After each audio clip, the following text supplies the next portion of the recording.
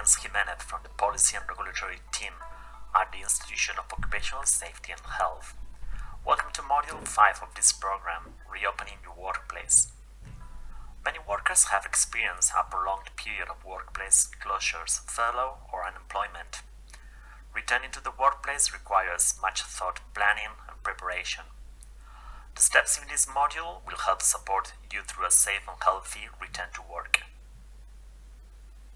By the end of this module, you will be able to describe actions based on the hierarchy of control that can be used to ensure workplaces are COVID-safe, describe the considerations of a COVID-safe cleaning regime, describe the actions that an organization should take in preparation for a return to work following COVID, which approach the holistic needs of an organization, and describe how organizations can be proactive by focusing on a holistic approach towards COVID-19 safe and secure workplaces. If you remember, in Module 2 we discussed how you can assess your risk of COVID-19 transmission from work. Prior to returning to the workplace, it is important to revisit your risk assessment and adapt it accordingly. When developing new controls, the approach should be based on the concept of a hierarchy of control, remembering that the elimination and substitution stages are both at the opposite scale in terms of what is to be achieved. For the rest of the module, we will look at each of the levels of the hierarchy in turn to see the actions that can and the actions which need to be taken. Okay, with that in mind, let's review the hierarchy over the next few slides. Elimination of exposure to the virus is the direct opposite of the topic of this module. Reducing exposure is part of the social isolation practice, whereas this module is designed to look at the engineering controls and practices that can be carried out to allow a reopening of the workplace.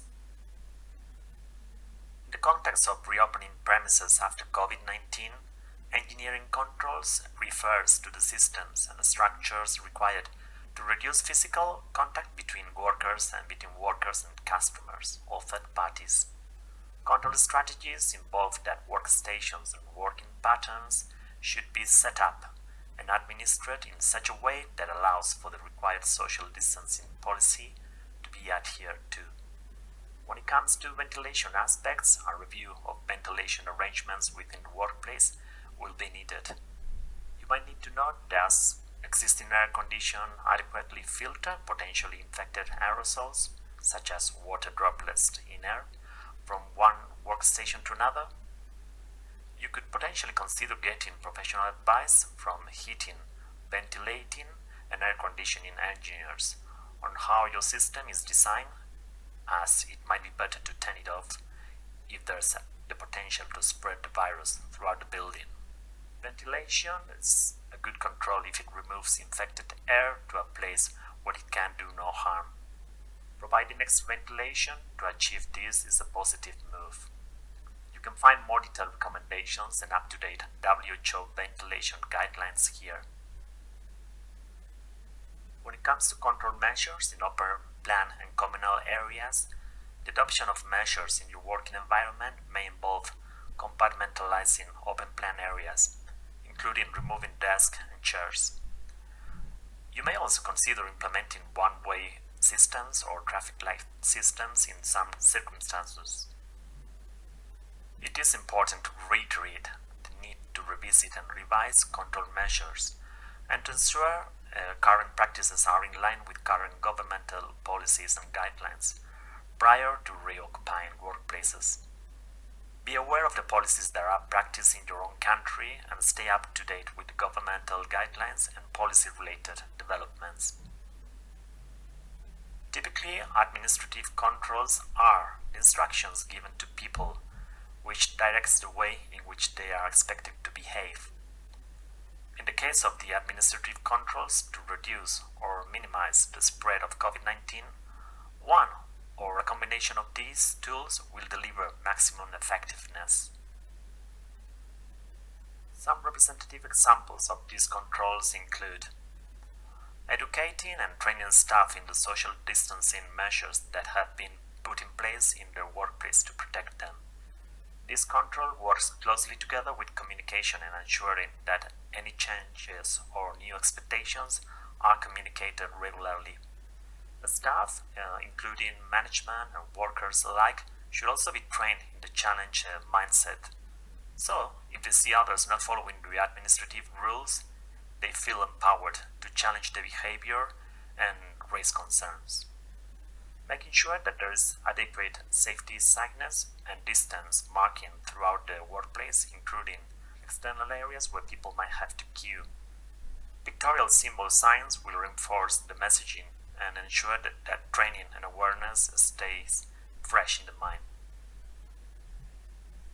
When prevention measures and strategies are not efficient or not sufficient for reducing the risk, then personal protective equipment and respiratory protection equipment may be needed. Face masks have been shown to decrease the spread of COVID-19 and should be worn when working indoors in close proximity to co-workers and clients or customers. Coordinate with your workplace to make sure you have been trained on the company's PPE protocols and sufficient supplies have been ordered. WHO guidance on the use of face masks in public, including work, can be found here. Further effectiveness can be introduced by combining engineering controls and administrative measures. One key message that should be understood in this process is that working together will achieve the greatest level of effectiveness. The examples below demonstrate this. Limiting the use of lifts for one person at a time will require an administrative intervention, signage and messaging. However, engineering controls might also need to be used, such as a queuing system or lifting the space inside the lift. Stopping the use of shared equipment unless it is process critical will require several administrative interventions, such as training and signage. However, this could be supplemented by engineering measures, such as locking equipment that should not be used. Staggering start times for workers will require messaging and administration. However, an engineering change, such as introducing checks or barriers, will limit the number of workers that can arrive at one time. This will enforce the need for the staggered start. Reducing interaction opportunities in communal areas such as receptions or changing areas might require furniture to be re-spaced or removed. Signage will also reinforce the measures. It is definitely good practice to follow a structured cleaning plan to prevent potentially infected workers, some of whom may be asymptomatic, from inadvertently transferring virus to others by contact with surfaces. The suggested cleaning plan here breaks interventions down into types of space and measures that need to be taken. Workstations, hard surfaces, and tools. This might include desk, tables, computer, screen, keyboard, mouse, telephones, work tools, equipment or machinery, control panels, window openers, and blinds. In short, any hard surface that is regularly touched. Recommended measures entail wiping with disinfectant frequently. And frequency will be determined by assessment of usage. For example, if items are used for multiple workers, they should be disinfected at changeover points. So make sure appropriate disinfectant is used, stored, and applied correctly. Make sure that the stocks are maintained and be aware of potential sensitizing products and the risk of dermatitis in users. Transitory areas, this might include corridors, stairs, escalators, lifts, and reception spaces. Recommended measures entail cleaning handrails, door handles, door plates, and any control panels. Communal areas, this might include restrooms, meeting rooms, and prayer rooms.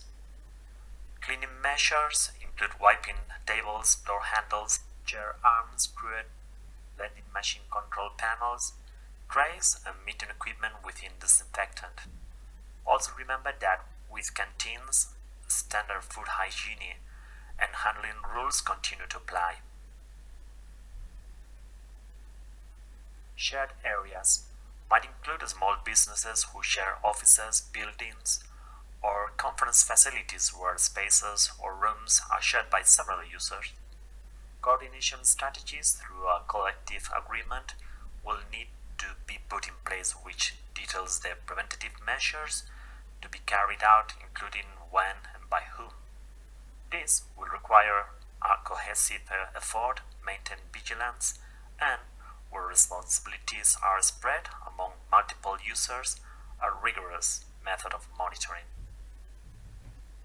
For general internal workspaces, recommended actions encourage investigating air conditioning, air circulation, and ventilation systems to assess filter efficiency and effectiveness.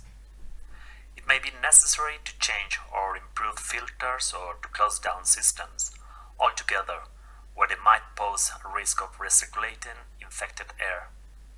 Specialist advice may need to be sought to determine the best course of action for air conditioning or ventilation systems.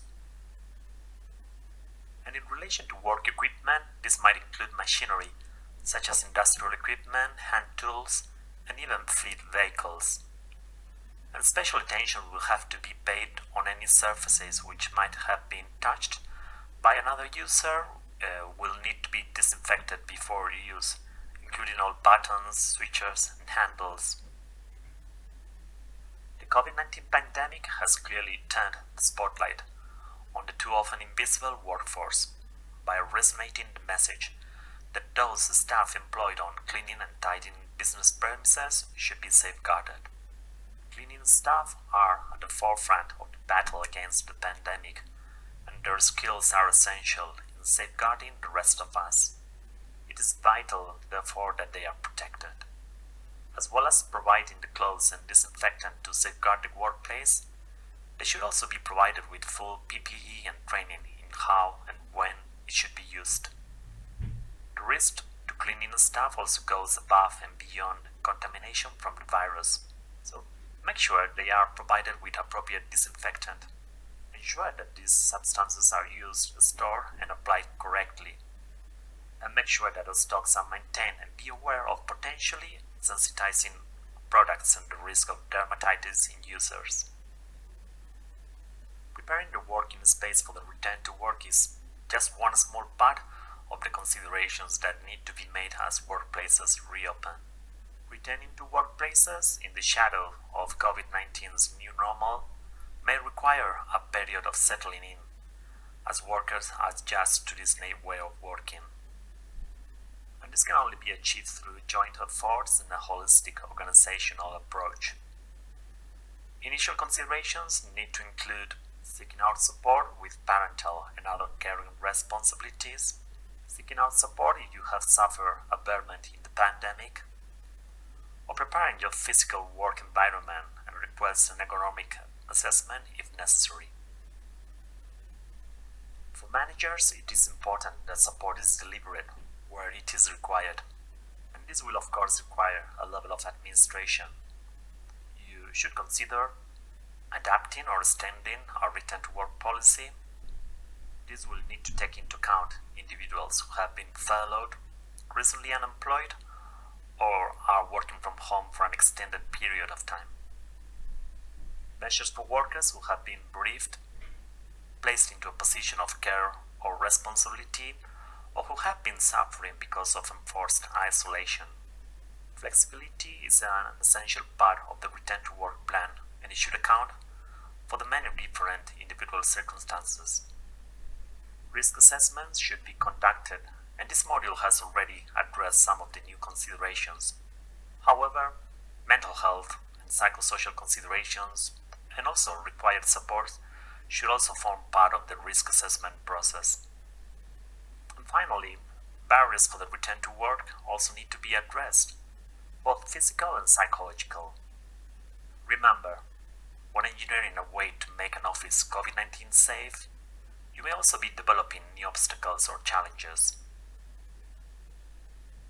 Individual measures for supporting your workers could include the use of individual return to work plans, any required refresher training, agreeing adapted methods of working, internal occupational health support, or external assistance programs.